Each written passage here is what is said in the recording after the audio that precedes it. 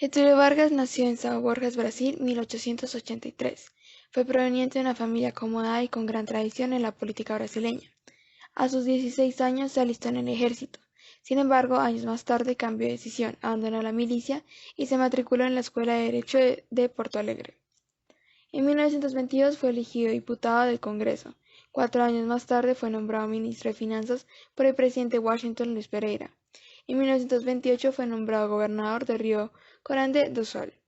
Con este cargo se lanzó como candidato a la presidencia de Brasil en 1930.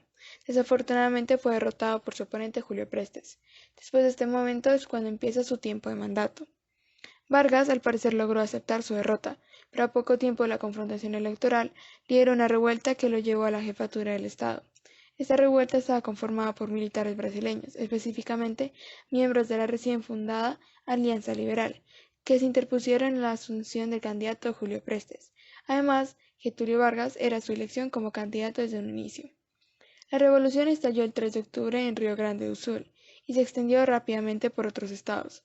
En cuestión de 21 días, el presidente Julio Prestes fue depuesto. El 3 de noviembre fue puesto como presidente provisional. Getúlio Vargas estuvo al poder durante 15 años y durante este tiempo tuvo 4 etapas de presidente, empezando por el gobierno provisorio, el cual fue desde 1930 hasta 1934. En la duración de Vargas anuló la Constitución de 1891, creó el Ministerio de Educación, Trabajo, Industria y Comercio y el Ministerio de Salud. A su vez, en 1932 se desató la Revolución Constitucionalista, en donde el pueblo exigía elecciones y la formación de la Asamblea Constituyente. Desafortunadamente, este movimiento fracasó, pero dio paso al inicio del proceso de democratización. 2 años más tarde, en 1934, fue sancionado y fue aprobada una nueva constitución en donde se eligió por voto indirecto a Getúlio Vargas como presidente. Sin embargo, la creación de esta asamblea fue moldeada por Vargas, ya que solo estuvieron presentes sus partidarios. Su segundo momento como presidente fue nombrado como gobierno constitucional. En este no se presentaron elecciones, sin embargo, hubo reparaciones en los partidos políticos y un normal funcionamiento del Congreso. Este gobierno duró de 1934 hasta 1937. Durante este tiempo, Vargas se deshizo de las principales fuerzas políticas de izquierda y derecha y estableció una dictadura llamada Estado Novo. El gobierno de Estado Novo empezó en 1937, o pues mejor conocido como Nuevo Estado. Convirtió a Vargas el primer presidente brasileño con poder absoluto.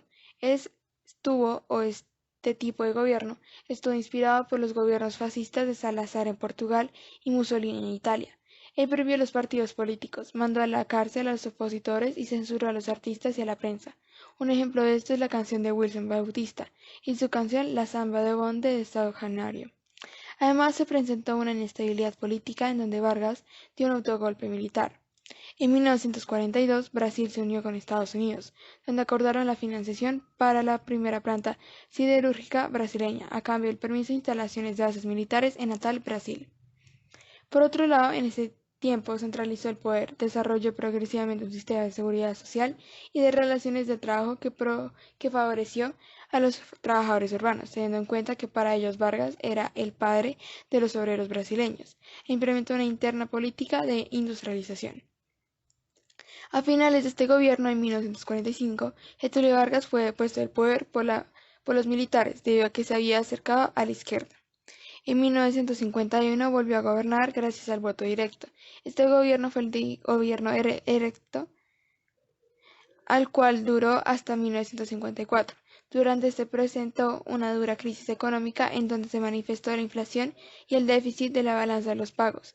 Finalmente, en 1954, Vargas se suicida, pero existen dos explicaciones ante esto.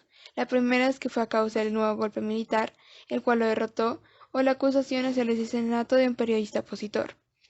Se tiene que resaltar que sus primeros 3 tipos de gobierno se fueron clasificados como dictaduras autoritarias, y su objetivo era la mejora en el nivel de vida de las clases trabajadoras. En conclusión, la única vez que se considera que fue legítimo o que su gobierno fuera legítimo fue cuando fue elegido democráticamente, ya que se tuvo en cuenta la opinión y las elecciones del pueblo brasileño.